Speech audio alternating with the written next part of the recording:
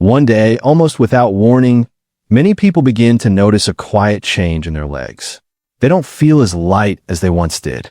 There's a subtle heaviness, a sense of fatigue that appears sooner than expected, and sometimes even a coldness that seems out of place. Most assume this is simply aging, something unavoidable. But in many cases, it is something more specific. It is circulation beginning to slow down.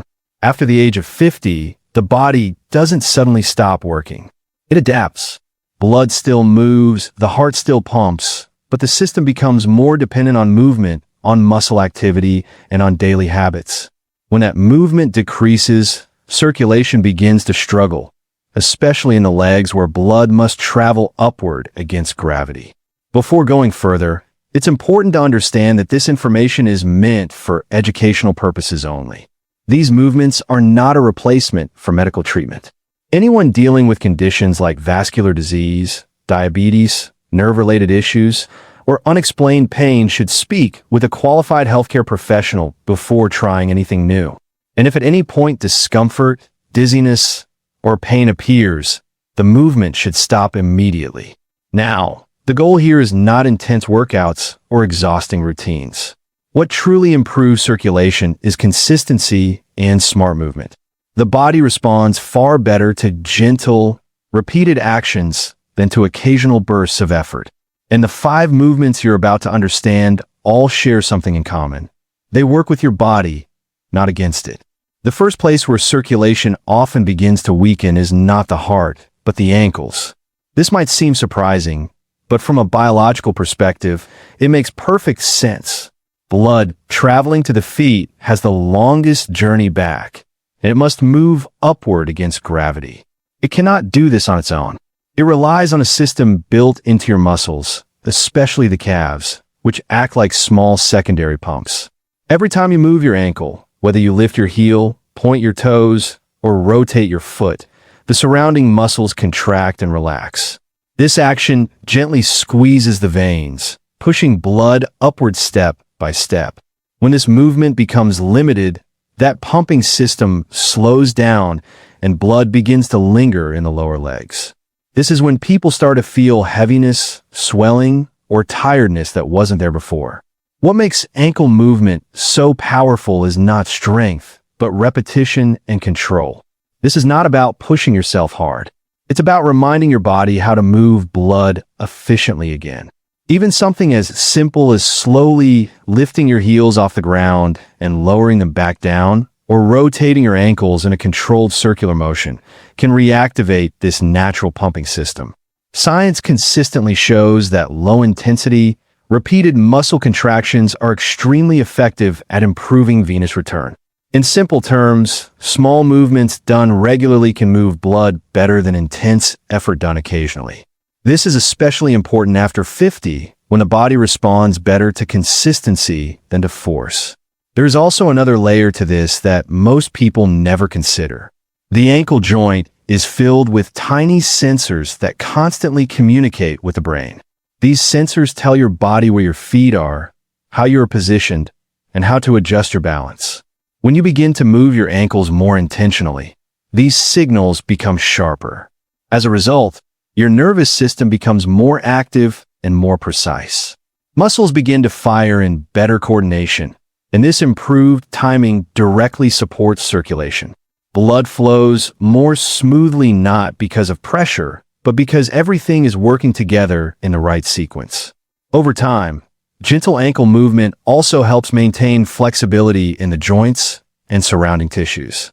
As the body ages, stiffness naturally increases, and this stiffness can limit both movement and blood flow. But when you regularly move the ankle through its natural range, you help keep the joint nourished and the tissues more elastic. Blood vessels respond to this as well. With repeated movement, they become better at expanding and contracting, which improves how easily blood can pass through even the smallest vessels. This is where real circulation happens, deep in the tiny capillaries that deliver oxygen to your tissues. Perhaps one of the most important aspects of this movement is how accessible it is. It can be done sitting, standing, or even lying down. There is no need for equipment, no need for strength, and no need for perfect conditions. And this matters because the body improves through consistency, not intensity. When movement feels safe and manageable, you are far more likely to repeat it. And over time, that repetition quietly transforms how your body functions. Circulation begins to improve not because you forced it, but because you allowed it to happen again. Now, while ankle movement works at a very local level, the next form of movement expands this effect throughout the entire lower body. And it is something so simple that most people overlook its power completely. Walking. It may feel ordinary, almost too simple to be effective, but from a biological standpoint, walking is one of the most complete circulation exercises you can do. Each step creates a chain reaction of muscle activity that starts at the foot and moves upward through the calves, thighs, and hips.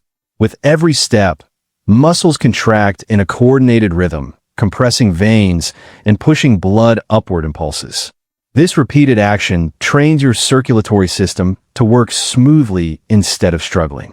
And this becomes especially important after 50, when blood vessels naturally begin to lose some of their flexibility. Walking helps restore that flexibility, not through force, but through rhythm. A steady pace creates a predictable pattern between your heart and your legs, allowing blood to flow in a controlled and efficient way rather than in sudden spikes. Over time, this rhythm encourages your blood vessels to relax and expand more easily. The inner lining of your vessels responds to this repeated movement by releasing substances that support better blood flow. This reduces resistance in the system, making it easier for blood to reach your muscles and return to your heart without strain. And the key here is not speed. It is consistency. A slow, steady walk done regularly is far more beneficial than occasional intense effort.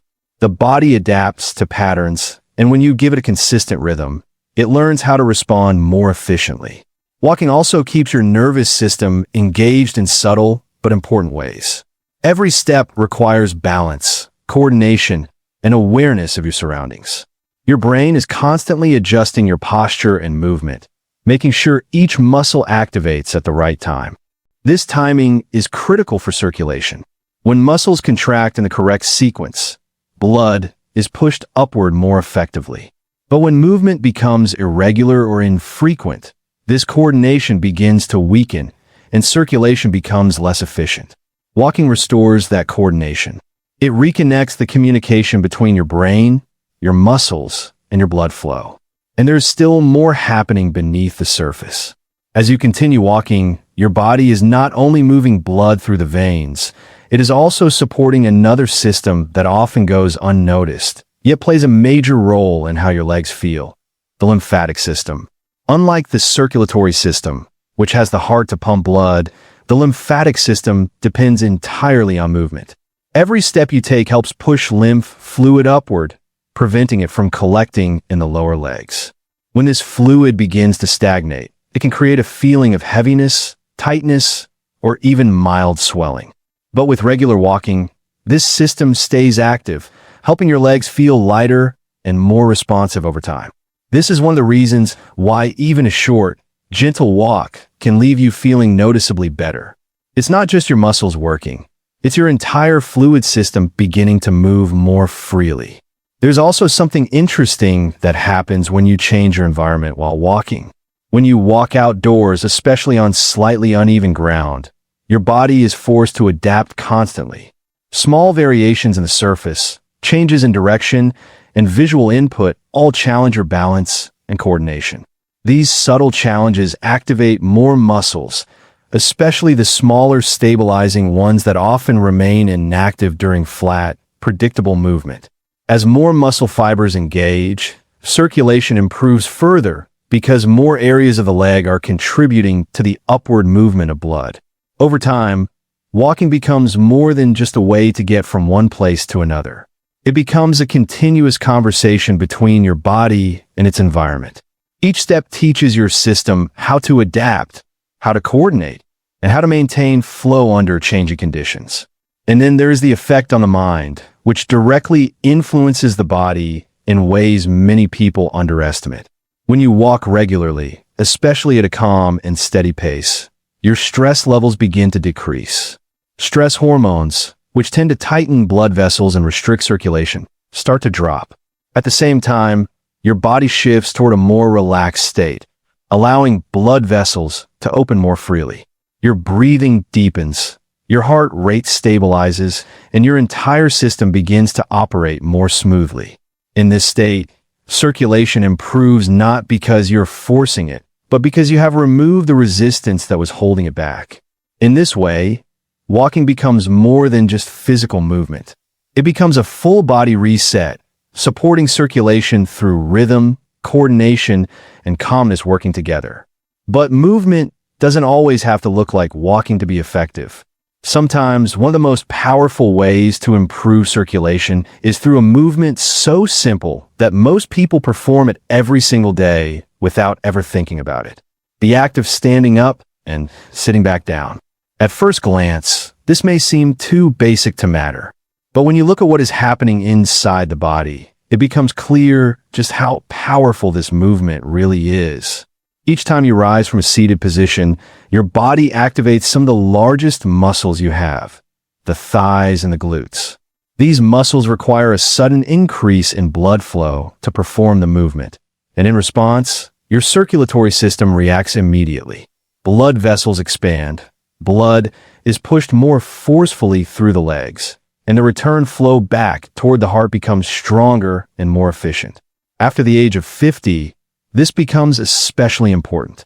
Muscle mass naturally begins to decrease, and many people spend more time sitting than they realize. When muscles are not used regularly, they stop demanding blood flow, and circulation begins to slow. This simple movement reverses that pattern. But it's not just about standing up. The way you sit back down matters just as much. When you lower yourself slowly and with control, your muscles stay engaged for a longer period of time. This type of controlled movement creates sustained pressure on the blood vessels, which actually helps push blood upward more effectively than quick, uncontrolled motion. In a way, you're turning a simple daily action into a powerful circulation exercise without adding anything new to your routine. There's also a strong connection between this movement and your nervous system. Standing up requires coordination, balance, and awareness of your body's position in space. Your brain has to calculate how to shift your weight, how to stabilize your joints, and how to keep you upright as your center of gravity changes. Each time you do this, your nervous system becomes more efficient. Signals travel faster and more accurately, and your muscles respond with better timing. This improved coordination directly affects circulation. When muscles activate in the correct sequence, they move blood more smoothly through the veins. But when timing is off, blood flow becomes less efficient, and it can begin to pool in the lower legs. By repeating this simple motion regularly, you're not just strengthening your muscles. You are retraining your entire system to work together again. There's also a deeper benefit that often goes unnoticed. The ability to stand up from a chair without assistance is closely tied to independence and long-term mobility. It reflects strength, balance, and joint health all at once. When this ability is maintained, it allows you to move more freely throughout your day, which naturally supports better circulation overall. And just like the movements before it, this one does not require intensity. It requires awareness. When done slowly, with steady breathing and control, it becomes more than just a habit. It becomes a way of reinforcing your body's ability to move blood efficiently through strength and coordination working together. And as this ability improves, something else begins to change: your confidence in your own movement. That confidence leads to more activity, and more activity leads to better circulation. And from here, the focus begins to shift even further downward to a part of the body that is often overlooked, yet plays a critical role in how blood moves through the legs: the feet. They're often treated as if they're just there for support, something passive that simply touches the ground. But in reality, the feet contain one of the most dense networks of sensory receptors in the entire body. They are constantly sending information upward, guiding balance, movement, and even circulation in ways most people never realize. When you begin to shift your weight slowly from your heel to your toes, something very precise starts to happen. This is not just a simple rocking motion. It is a carefully timed sequence of activation that travels through the feet and into the legs. As your weight moves forward, different areas of the foot engage one after another. This creates a wave of signals that travel through your nervous system, helping your muscles coordinate more effectively. And when muscles begin to work in harmony, circulation improves naturally. Blood does not like chaos. It flows best when movement is smooth, controlled, and well-timed. This heel-to-toe motion also activates the small muscles within the feet that are often neglected. These muscles may be small, but they play an important role in pushing blood through the tiniest vessels in your feet and toes. This is where circulation becomes truly important at the micro level.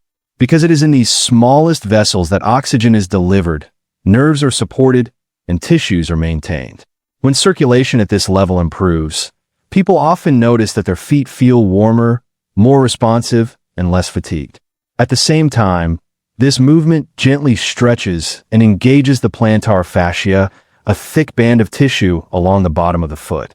Keeping this structure active helps maintain flexibility and reduces stiffness, which can otherwise interfere with both movement and blood flow. Balance also becomes a key part of this process. As you shift your weight forward and backward, your body is constantly making small adjustments to keep you stable. These adjustments activate stabilizing muscles in your ankles and lower legs, keeping them under light, continuous tension. This kind of gentle, sustained activation is ideal for circulation. It supports venous return without placing stress on the joints, allowing blood to move upward more efficiently. And there's also a mental component that adds depth to this movement.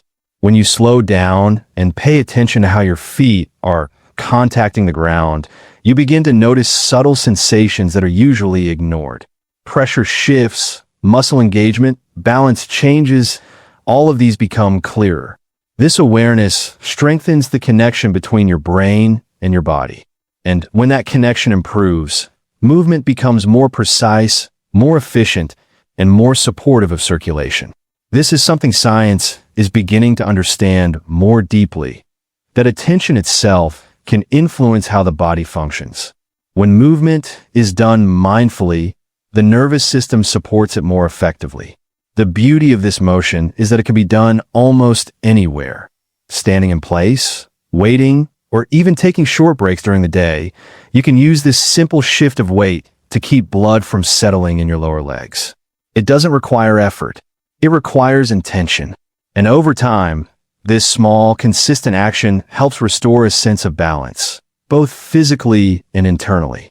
Your feet begin to take on an active role again, no longer passive, but engaged in the process of moving blood efficiently through your body.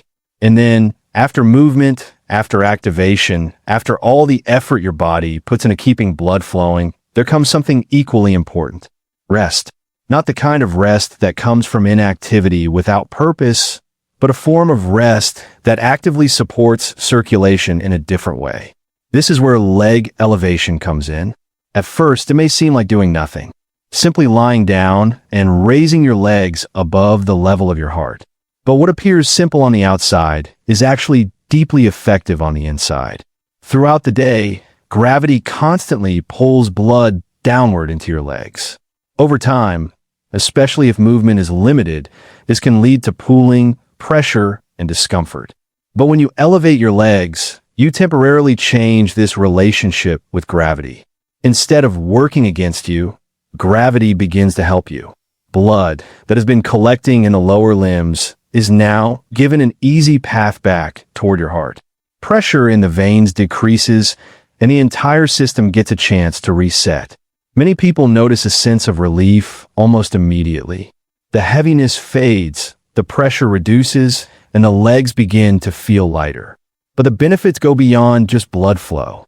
The lymphatic system also responds to this position. Fluid that may have been building up in the tissues begins to drain more effectively, reducing swelling and supporting overall tissue health. At the same time, your nervous system begins to shift. With the body at rest and the legs elevated, sensory input decreases. This allows your system to move away from constant alertness and into a more relaxed, restorative state. Blood vessels respond by relaxing as well, which improves circulation once you return to standing or walking. Your breathing often changes in this position too. It becomes slower, deeper, more natural. And with each breath, subtle pressure changes inside your chest help guide blood back toward the heart. Without effort, without force, your body continues to support circulation simply through position and breath working together. There's also something else that happens in this quiet state. You begin to notice your body more. A gentle warmth returning to your feet. A release of tension in your calves. A sense that your body is no longer working against itself, but moving back toward balance. This awareness builds trust. Instead of pushing through discomfort, you begin to understand when to move and when to allow recovery. And this balance between activity and rest is what truly supports long-term circulation. Because the goal is not to force the body, it is to support it. When practiced regularly, even for a few minutes at a time, leg elevation becomes more than just a position. It becomes a tool, a way to reduce strain, restore flow, and give your system the recovery it needs after years of working against gravity. And when you look at all of these movements together, a clear pattern begins to emerge. Circulation does not improve through intensity. It improves through consistency, through small, repeated actions that remind your body how to move, how to coordinate, and how to recover. It is not about doing more. It is about doing things regularly with awareness and with intention. And perhaps most importantly, it is about understanding that change is still possible. Even after 50, even after years of inactivity, the body is always adapting, always responding to what you give it. And when you begin to give it movement again, in these simple and sustainable ways, it responds quietly, steadily, and effectively. So if this helped you see your body in a new way, take a moment to apply it. Start small. Stay consistent. And if you know someone who often complains about heavy, tired legs, share this with them. Because sometimes the smallest movements can create the biggest changes, especially when they are done with understanding.